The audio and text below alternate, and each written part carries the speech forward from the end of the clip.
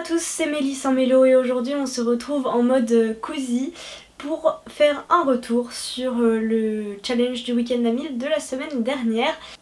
Je vais pas vous faire durer le suspense tout le long de la vidéo, hein. Je n'ai pas réussi ce challenge pour changer, mais j'ai fait mieux que la dernière fois, j'ai lu cette fois 517 pages. J'aurais pu faire mieux je pense. J'ai été malade le dimanche et du coup c'est vrai que j'étais pas très focus sur la lecture, j'ai beaucoup dormi et bon j'ai peu lu. Je pense que j'aurais peut-être pu faire 700 pages mais clairement 1000 c'était encore trop pour moi. Je ne désespère pas, peut-être que la prochaine fois je passerai sur des lectures plus graphiques histoire d'avancer plus vite, mais mon objectif reste quand même d'avancer dans des romans. Pour faire descendre ma palle, j'ai pas mal réduit mon rythme de lecture ces temps-ci, je le regrette, hein. C'est quelque chose que je vais essayer de remettre en place, la lecture, parce que c'est vrai que je lis peu. Je crois qu'au mois de février j'ai pas encore fini un roman, enfin à part ceux du week-end à 1000. Donc voilà, faut que j'essaie de me remettre dedans et de relire un petit peu tous les jours, peut-être tous les matins, tous les soirs. Faut que je me retrouve une routine, c'est vrai que là depuis les examens, je me suis pas du tout remis dans la routine que j'avais avant. C'est peut-être pour ça que je vais moins vite. Bref, trêve de bavardage, on va passer sur le détail de ces merveilleuses 517 pages, donc j'ai tout noté sur mon téléphone. Alors, j'ai commencé et je suis très contente de l'avoir lu et de l'avoir fini par Lost Boy de Christina Henry. Je vous avais dit que ça faisait un moment que je voulais le lire, il me faisait très envie, puisque c'est une... c'est pas une réécriture, je peux pas dire que c'est une réécriture, c'est une histoire qui tourne autour de l'univers de Peter Pan. Christina Henry, donc c'est le deuxième livre que je lis d'elle, le premier c'était Beware the Claws That Catch Alice, ou juste Alice. Et ce n'est pas non plus une réécriture hein, d'Alice au Pays des Merveilles, c'était vraiment quelque chose qui se passe dans l'univers d'origine d'Alice au Pays des Merveilles, mais ce qui se passe après, dans le cadre d'Alice en tout cas, puisque là en fait dans le cas de Peter Pan c'est ce qui se passe avant la fameuse histoire de Peter Pan que tout le monde connaît. Alors Peter Pan, de mon côté je n'en connais pas grand chose au sens où je n'ai pas lu le Peter Pan de J.M. Barrie. J'ai vu le Disney, ce qui je me doute est très gentillet hein, par rapport à l'histoire. En revanche j'ai lu, et ça je vous l'ai déjà dit, les bandes dessinées de Loisel Peter Pan. Et c'est vrai que j'avais beaucoup aimé, donc déjà Loisel, puisque c'est comme ça que je l'ai découvert, même si j'étais un peu jeune je pense pour lire du Loisel, et en particulier Peter Pan qui est très glauque, dans mon souvenir toujours. Et deux, bah voilà. Deux parce que c'était Peter Pan. Donc en fait en une saga de 6 bandes dessinées, Loisel raconte comment Peter est arrivé dans le monde imaginaire et voilà, enfin comment il est devenu Peter Pan. Et ce qui est assez proche en fait de ce qu'on va retrouver dans celui-ci, puisque voilà c'est la genèse du personnage de Peter Pan.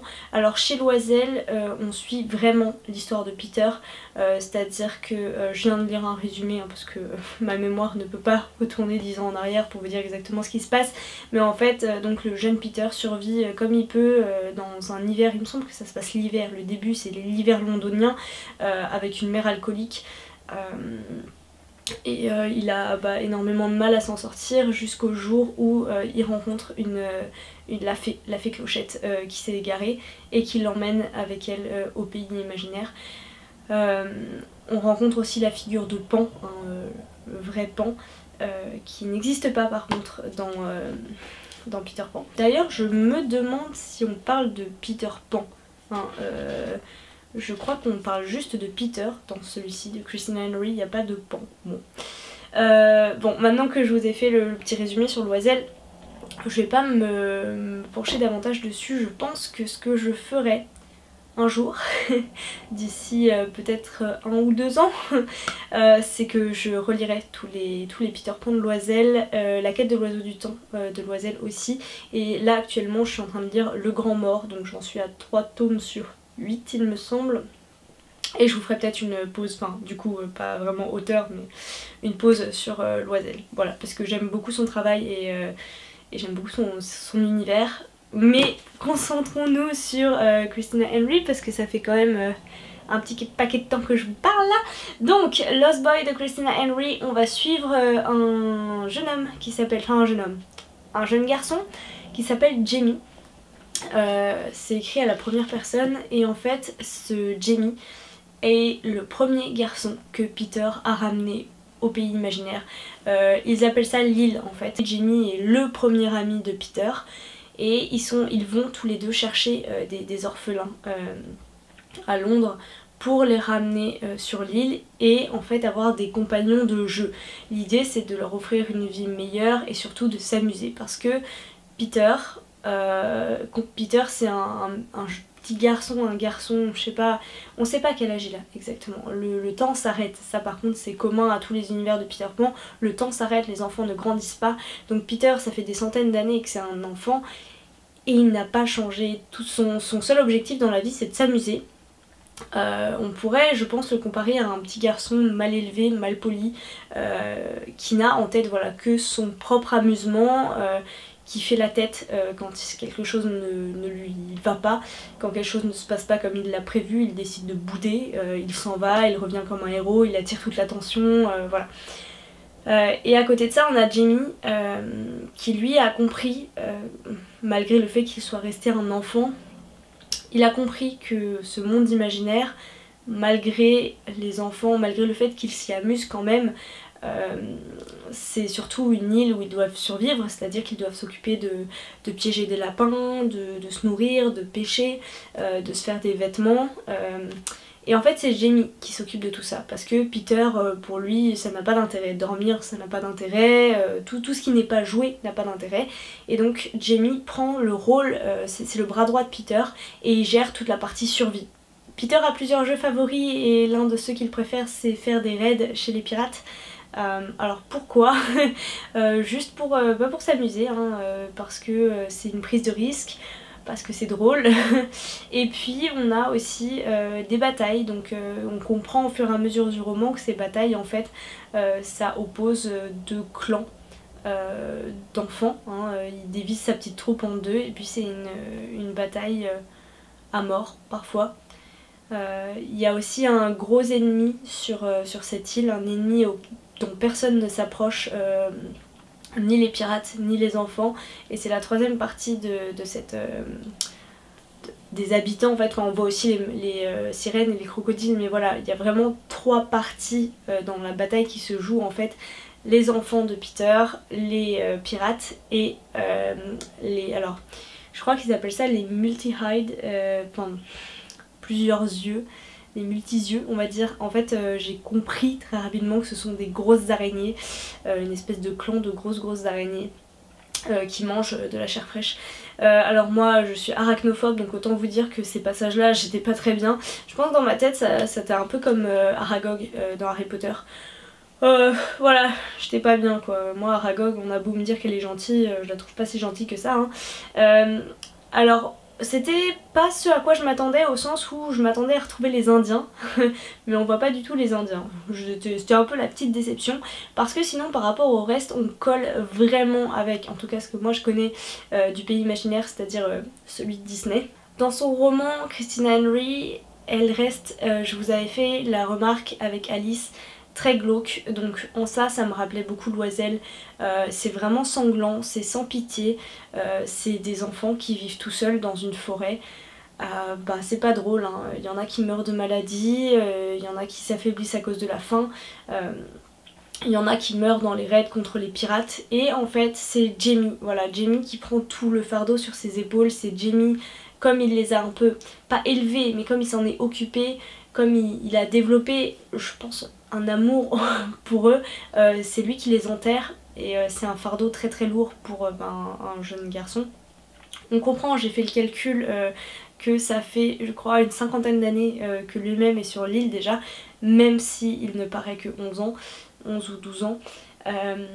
Et en fait ce roman, contrairement aux bandes dessinées de Loisel, n'est pas centré sur Peter mais sur Jamie, et c'est Jamie qu'on voit grandir et on le voit se détacher peu à peu de Peter.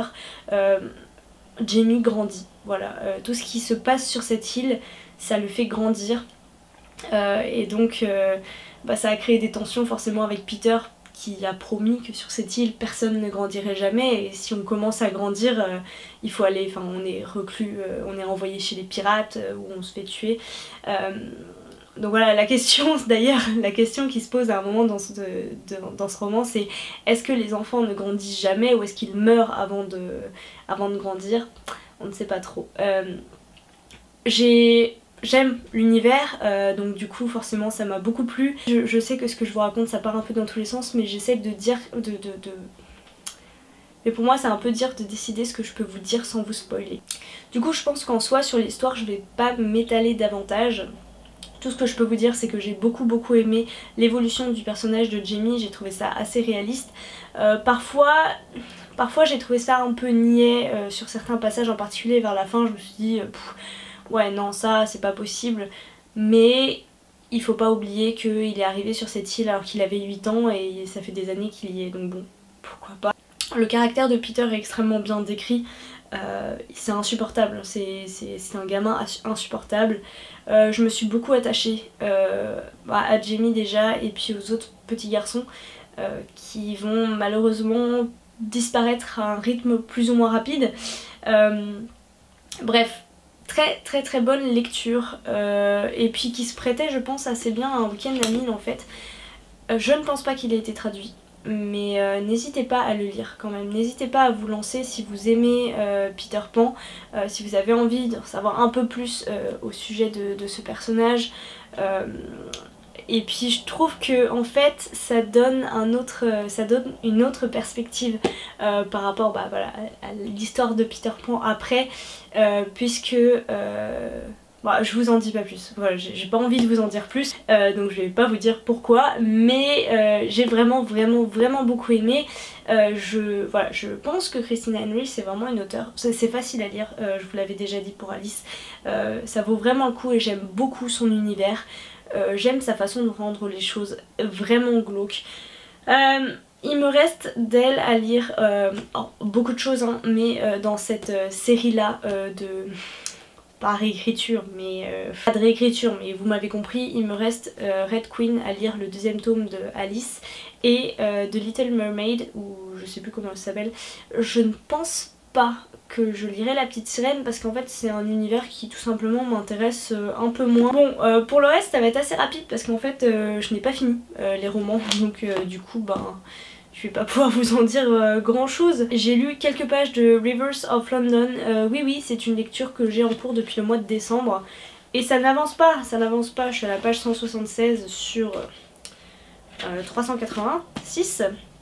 Et pourtant c'est pas que j'aime pas, hein, parce qu'à chaque fois que je le lis, enfin à chaque fois que je me remets dedans en fait, j'enchaîne les pages et je trouve toujours ça super drôle, j'ai toujours le sourire aux lèvres, il y a des petites blagues, il y a des petites références de geek, donc voilà, moi ça me plaît énormément mais je sais pas pourquoi, c'est pas ma lecture principale en fait, voilà, je l'ai pas en lecture principale, celle que je lis tous les jours, même si actuellement du coup j'ai pas du tout de lecture principale, mais faut que je le finisse parce qu'il est vraiment bien. Je vous avais demandé sur Instagram quelle était la lecture que vous me proposiez de lire pour finir ce challenge, puisque j'avais le choix entre deux pavés, j'avais le choix entre celui de Brent Weeks qui est La Voix des Ombres, ou c'est le premier tome ça, donc Le Choix des Ombres, le deuxième tome.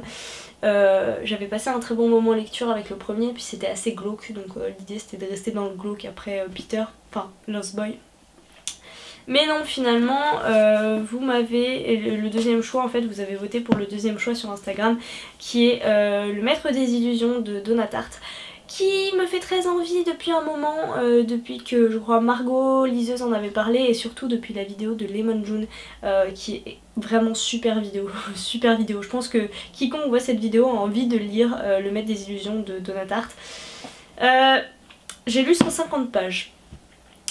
Et j'aime bien, alors je vais pas dire que j'adore, disons que j'aime bien, mais je pense que ça a pas encore vraiment démarré, parce que bah, mine de rien je crois qu'il y a il y a 700 pages, donc ça a pas encore démarré, donc c'est peut-être pour ça que pour l'instant je suis pas encore à fond quoi. Mais c'est très sympa et puis je vais le continuer petit à petit. Et finalement j'ai lu sur les conseils d'un ami un manga qui s'appelle Dr Stone.